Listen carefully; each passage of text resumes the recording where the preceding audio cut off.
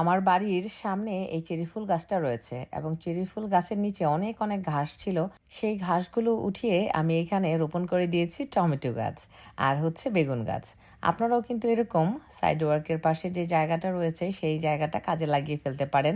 সামারে এরকম সুন্দর গার্ডেন করতে পারেন। এই যে এখানে আমি বেগুন গাছ রোপণ করে দিয়েছি, এখানে আলো বাতাস যথেষ্ট পরিমাণে আসে, যার কারণে গাছগুলো খুব সুন্দর করে বেড়ে উঠবে, এতে কোনোই সমস্যা হবে না। এই কারণে আমি সামনের এই জায়গাটা কাজে লাগিয়ে ফেললাম। এখন কিন্তু দেখেন, দেখতেও খুব সুন্দর লাগছে, একদম নিট অ্যান্ড ক্লিন। এখানে প্রচুর পরিমাণে ঘাস ছিল। আর এই তো রাফিও খুব লাইক করেছে আমার এই গার্ডেন। তো আমি একটু জায়গা পেলেই হচ্ছে সেখানে গাছ রোপণ করার চিন্তা করি। আমার কাছে মনে হয় যে খুব ভালো লাগে। এই যে দেখেন, আমার এই জায়গাটা ঠিক এরকম ঘাস দিয়ে ভর্তি ছিল। এই ঘাসগুলো আমি অনেক কষ্ট করে উঠিয়েছি, 3 দিন সময় লেগেছে ঘাসগুলো উঠাতে। ঘাসগুলো উঠিয়ে তারপরে যে এখানে সুন্দর করে গাছ রোপণ করে দিলাম।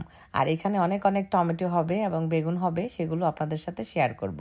আর আপনাদের সবার দাওয়াত রইল টমেটো এবং বেগুন খাওয়ার জন্য।